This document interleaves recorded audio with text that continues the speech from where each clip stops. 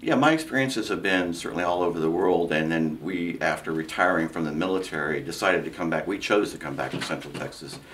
I had grown up as an Army brat, moving around the world, and I was stationed here at Fort Hood, and was deployed from Fort Hood to a couple variety of places, including Bosnia and Korea. And then I commanded a battalion overseas in Germany.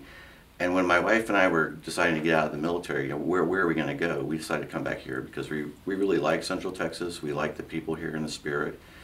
And so I became a school teacher. We had lived all over Bell County. We lived in everywhere from Fort Hood to Killeen and in Harker Heights.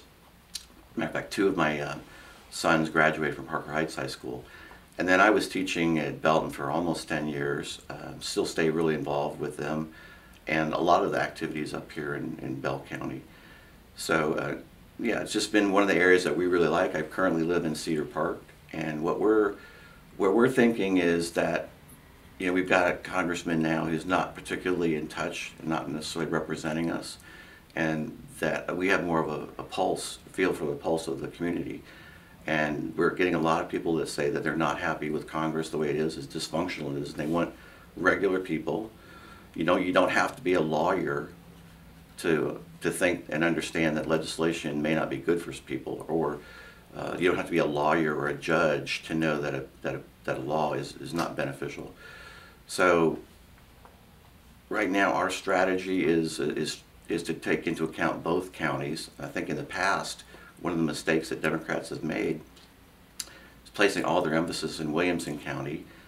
We do know that the population center down there, I mean, two-thirds of the voters are going to be in the South, primarily in the Round Rock, Georgetown area. But when this area was gerrymandered, I mean, when I first got here, we had a Democratic congressman named Chet Edwards, and he was very popular with everybody. We weren't as polarized. We didn't have this idea that you're on the red team or the blue team. And they just wanted you to do your job, and part of that was to work with everybody. Don't just represent big donors or PACs or certain segments of the community. It was like, hey, listen to everybody, and he was always available. That's one of the things that I think we've gone away from, is being accessible. Town halls that's part of democracy. That's what makes us America. And so we've been having forums and having town halls and playing. Sometimes you don't hear what you want from your voters, but that's who you're voting for. I mean, that's our representative form of government. So I can't just go off to Washington and on every issue just vote the way I want to. I mean, I have to take into account what do the people back in the district want. And so I think that I've got a good feel for what's going on in both counties. And so we're going to put a lot of emphasis up here in Bell County. In the past, I think because the Democrats haven't been winning elections, that the voters in Killeen and Temple in particular have stopped voting. And so we're trying to give them hope. We talked to a lot of people out, and they're anxious. I mean, they really want to get involved again. I mean, part of it is we're at this big crossroads. I mean, literally, we're at an important crossroads. And when I taught high school, I taught world cultures and geography and government and civics and economics, and all those things are coming into play. And I can't tell you how many former students have come to me, and a lot of them have their own families now, and they've come and said, this isn't what you taught us. This is not the way government's supposed to be functioning. And they're exactly right. I mean, everybody knows it. We may not know exactly how to fix it and who's assigning blame to whom, but we do know that this is not right. And you get a lot of people who in the past haven't really been overly involved, that are joining clubs. They're coming out, they're saying, I'm not going to just vote, I want to knock on doors. We're going to get your name known. We're going to make phone calls. We're going to do everything we can, because it's not hyperbole. We used to think, well, we're exaggerating or maybe making more out of this than there really is. But in just a little over a year, there's so many people that have come out and said, hey, I think our democracy is really in trouble. We can't be questioning the free press. I mean, the media, you're doing your job. You're supposed to be reporting, and we don't necessarily get to hear everything the way we want it to be. But your job is to say, well, what's really occurring, and then we'll decide what to do about it.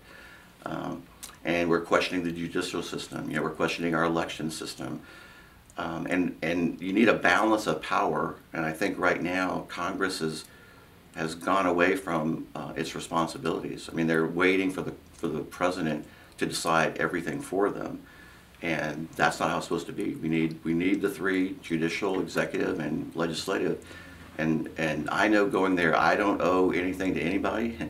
I've had 2 successful careers already working with people and getting things done, large budgets, working with lots of people from all around the world and the country. So I feel very comfortable that I can go in even as a freshman and make a difference and vote my conscience and vote for my people rather than whatever the party leaders tell you to do.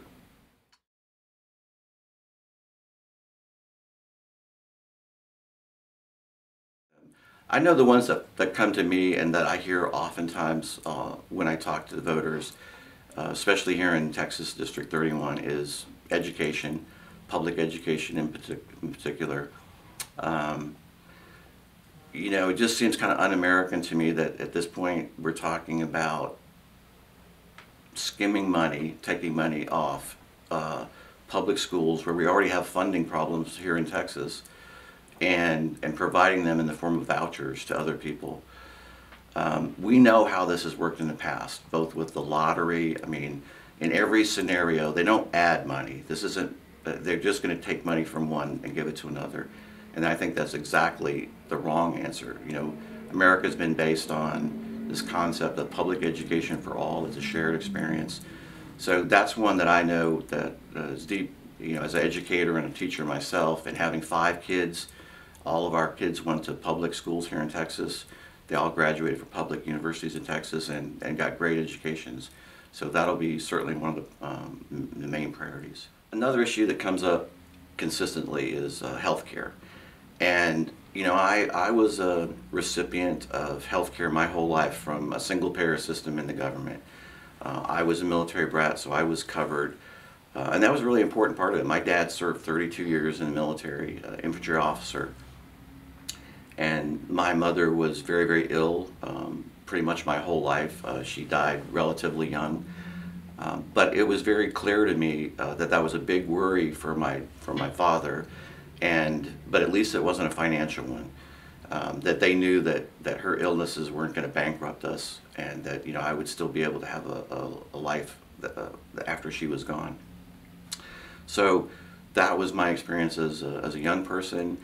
And I also saw it in the military my whole career, and now my daughter serves in the military, so my grandchildren are covered. And when you would go to the doctor or go to the clinic or the hospital, they didn't ask you what rank you were, they didn't ask you how many years you'd served, they didn't ask you what your particular specialty was or your job. If your child was sick, they took care of it. So if it was Major Lester's son, or if it was Corporal Lester's son, or Sergeant Lester's son, it didn't make any difference. Let's take care of them and do the right thing. And I think as a wealthy country, and we're there now, yes, it will be expensive, but it's not undoable. We just have to have balance, and that's one of the things I want to talk about as a third issue. Just the budget itself. I've had a lot of experience working with very large budgets in the Department of Defense. Sometimes they seem overwhelming, but I'm pretty comfortable with them. And I feel like I'm very as pro-military as the next person. My emphasis since I've retired has been on veterans issues in particular, because I think that we've kind of come into a situation where we have a large Department of Defense budget, but the vast majority of it is going to these wars that we just seem to find ourselves in over and over and over again. Part of that, I think, is because we have so many members of Congress that have never served in the military. It's not a prerequisite. It's not something that that you have to do to serve. But I think that the last person that wants to deploy soldiers or put them in harm's way is someone who's already served, like I have in combat environments. And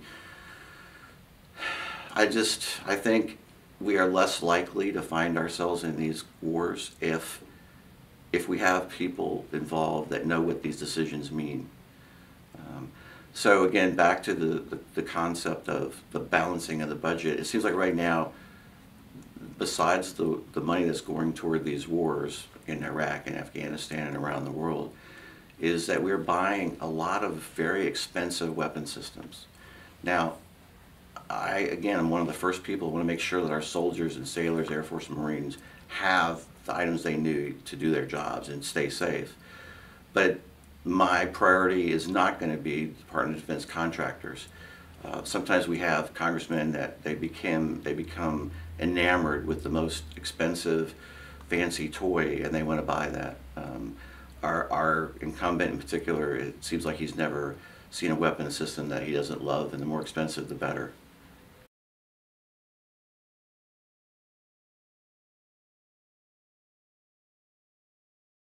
Well, I had made the decision to run before we started hearing about all this blue wave, because I absolutely convinced that we were headed toward this, where, again, that we're at this crossroads. I think is very critical, and it was almost a calling for me. I really felt like I just couldn't stay on the sidelines.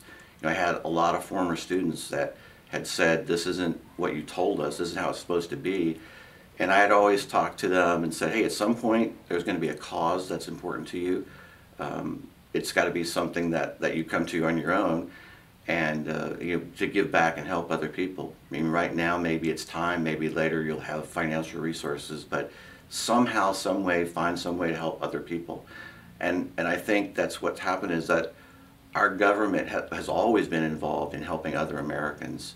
When we came back from World War II, we had 8 million service members that we sent off to universities and colleges and paid their tuition, gave them stipends to live, and these families, we all benefited from it.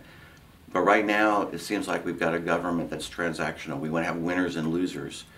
To be successful, they want to look and say, well, who got the raw end of the deal? And I would rather see a government where we're set up to have like a win-win. That's the way it should be in my book.